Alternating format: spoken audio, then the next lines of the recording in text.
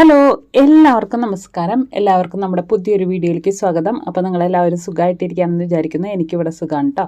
അപ്പോൾ നമ്മൾ ഇന്ന് വന്നിട്ടുള്ളത് ഒരു ഈവനിങ് വ്ളോഗായിട്ടാണ്. അപ്പോൾ ഇന്നത്തെ വ്ളോഗിൽ ഒരു മുളക് ബജിയുടെ റെസിപ്പി ഉൾപ്പെടുത്തിയിട്ടുണ്ട്. പിന്നെ അതിൻ്റെ കൂടെ ഒരു സൂപ്പർ ടേസ്റ്റി ആയിട്ടുള്ള ഒരു ചമ്മന്തി നമ്മൾ തട്ടുകടയിൽ നിന്നൊക്കെ കിട്ടില്ലേ, അതുപോലുള്ള സൂപ്പറായിട്ടുള്ള ഒരു ചമ്മന്തിയും നമ്മൾ ഉൾപ്പെടുത്തിയിട്ടുണ്ട്.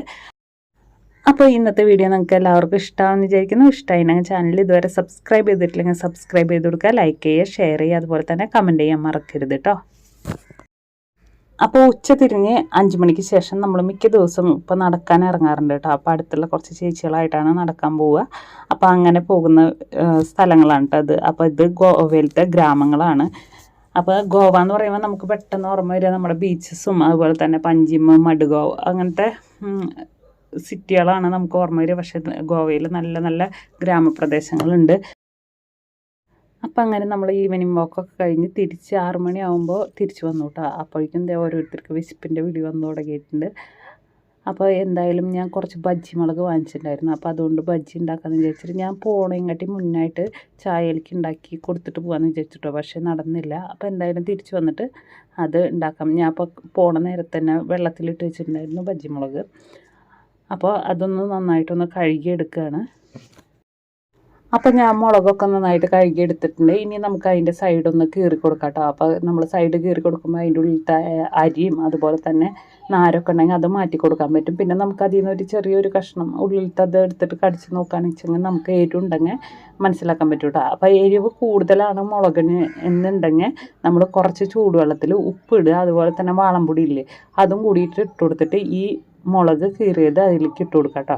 പിന്നെ അതുപോലെ തന്നെ നമുക്ക് വലിയ മുളകാണ് കിട്ടണമെന്ന് വെച്ചെങ്കിൽ നമ്മളത് നടു കീറിയിട്ട് ഉപയോഗിച്ചാൽ മതി. ഇത് ചെറിയ മുളകാണ്, നീളം കൂടുതലാണെന്നുള്ളൂ, പക്ഷേ ചെറുതാണ്. അതുകൊണ്ടാണ് ഞാൻ ഉള്ളിൽ നിന്ന് ഇതുപോലെ എടുത്ത് മാറ്റണത് കേട്ടോ. അപ്പോൾ വലിയ മുളകാണ് നിങ്ങളുടെ കയ്യിലുള്ളതെന്ന് വെച്ചെങ്കിൽ നടു കീറി എടുക്കുമ്പോൾ മുളകിൻ്റെ ഞെട്ടില്ലേ അതിൻ്റെയും നടു കീറി എടുക്കുക കേട്ടോ. അപ്പോഴാണ് നമുക്ക് ആ ഷേപ്പ് അങ്ങനെ ശരിക്കുള്ളത് കിട്ടുള്ളൂ. അപ്പോൾ ഇത് തീരെ എരിവില്ലാത്ത മുളകാണ്. അത് കാരണം പിന്നെ എന്ന് പറഞ്ഞാൽ വണ്ണമില്ല, നീളമുണ്ട്, അത് മാത്രമേ ഉള്ളൂ.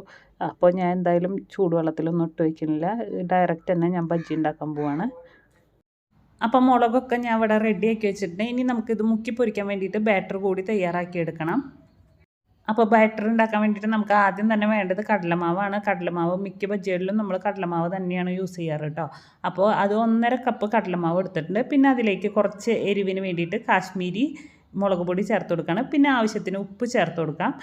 പിന്നെ കുറച്ച് ബേക്കിംഗ് സോഡ ചേർത്ത് കൊടുക്കുക കേട്ടോ. ബേക്കിംഗ് സോഡയുടെ അളവ് എപ്പോഴും കുറച്ച് തന്നെ എടുക്കണം, അല്ലെങ്കിൽ അതിൻ്റെ കളറ് മാറാനുള്ള ചാൻസ് ഉണ്ട് കേട്ടോ. പിന്നെ നമുക്കിതിലേക്ക് കായത്തിൻ്റെ പൊടി ചേർത്ത് കൊടുക്കാം. അതൊരു 1/2 ടീസ്പൂൺ ചേർത്ത് കൊടുക്കാം കേട്ടോ. അത് നല്ലൊരു ഫ്ലേവറിന് വേണ്ടിയിട്ട് ചേർത്ത് കൊടുക്കുന്നതാണ്. പിന്നെ നിങ്ങൾക്ക് കുറച്ചും കൂടി ഒന്ന് ക്രിസ്പ് കൂടുതൽ വേണമെന്ന് വെച്ചെങ്കിൽ നമുക്ക് വേണമെങ്കിൽ 1 ടീസ്പൂൺ അരിപ്പൊടി കൂടി ചേർത്ത് കൊടുക്കാം കേട്ടോ. അപ്പോൾ ഞാൻ അതിൽ ചേർത്ത് കൊടുത്തിട്ടില്ല. അപ്പോൾ ഇനി നമുക്ക് ഇത് വെള്ളം ഒഴിച്ചിട്ട് നന്നായിട്ടൊന്ന് മിക്സ് ചെയ്തെടുക്കണം. അപ്പോൾ അതിന് കുറേശ്ശെയായിട്ട് വെള്ളം ഒഴിച്ച് കൊടുത്താൽ മതി. അല്ല നമ്മൾ കുറേ വെള്ളം ഒറ്റയടിക്ക് ഒഴിച്ച് കൊടുക്കുകയാണെങ്കിൽ നന്നായിട്ട് ലൂസായിട്ട് പോകാനുള്ള സാധ്യതയുണ്ട്. അങ്ങനത്തെ ബാറ്ററിൽ നമ്മൾ ഇട്ടിട്ട് മുളക് മുക്കിയിട്ട് വറക്കുമ്പോൾ അത് ശരിക്കും മുളകിൽ പിടിച്ചിരിക്കില്ല, ബാറ്ററിൽ പിടിച്ചിരിക്കില്ല. മുളക് സെപ്പറേറ്റ് ആവും, അതുപോലെ തന്നെ അതിൻ്റെ ബാറ്ററി സെപ്പറേറ്റ് ആയിട്ട് അങ്ങനെയാണ് കേട്ടോ വരിക. അപ്പോൾ അത് കൊണ്ട് തന്നെ നമ്മൾ ശ്രദ്ധിച്ചിട്ട് കുറേശ്ശെ വെള്ളം ഒഴിച്ചിട്ട് നമ്മൾ ഇളക്കി കൊടുക്കാൻ വേണ്ടിയിട്ട് ശ്രദ്ധിക്കണം. അപ്പോൾ നമ്മുടെ കടലമാവിൻ്റെ മിക്സ് ഇതുപോലെ ഇരിക്കണം, നന്നായിട്ട് ലൂസായിട്ട് പോകാൻ പാടില്ല, ഇതുപോലെ തിക്കായിട്ട് ഇരിക്കണം കേട്ടോ. അപ്പോൾ ഇങ്ങനെ തിക്കായിട്ട് ഇരിക്കുമ്പോൾ എന്ന് പറഞ്ഞാൽ മിളകിൻ്റെ സ്കിന്നെന്ന് പറഞ്ഞാൽ നല്ല നൈസല്ലേ, അപ്പോൾ അതിൽ പിടിച്ചിരുന്നോളും. അല്ല വെച്ചെങ്കിൽ അത് വിട്ടു പോകാനുള്ള ചാൻസ് ഉണ്ട്. അതുകൊണ്ടാണ് ഇങ്ങനെ തന്നെ എടുക്കണം എന്ന് പറയണത്.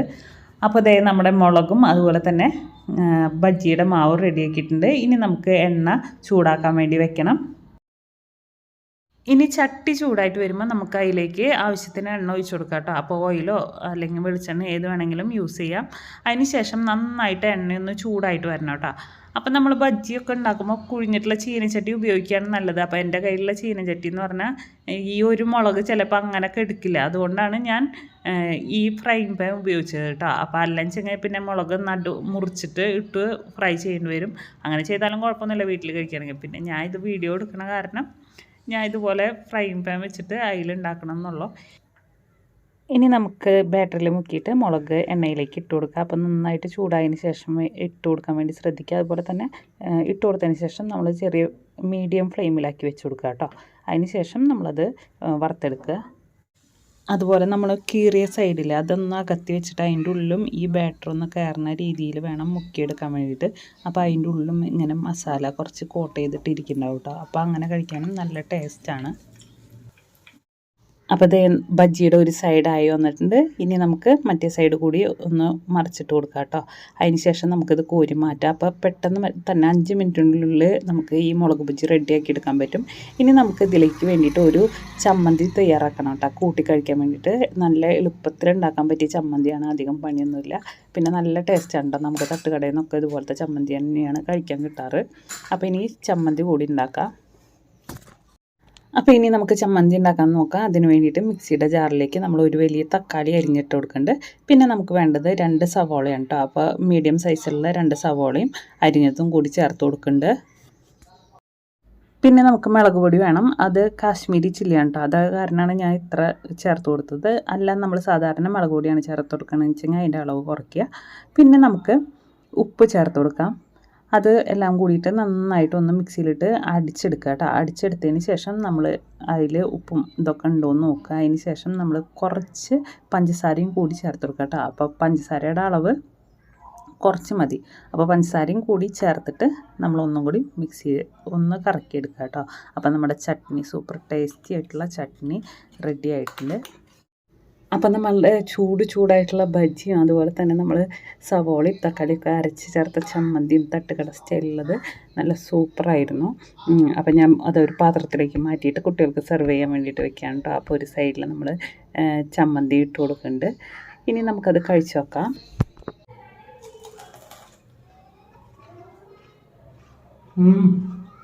അപ്പം നിമിഷ നേരം കൊണ്ട് നമ്മുടെ ബജ്ജി കാലിയായിട്ടുണ്ട് കേട്ടോ. പാത്രം മാത്രം അതിൽ കുറച്ച് ചട്നി ഉണ്ട്. അപ്പോൾ ഇനി നമുക്ക് പുതിയ വീഡിയോ ആയിട്ട് കാണാം. അതുവരെ എല്ലാവരോടും ടാറ്റാ, ബൈ ബൈ.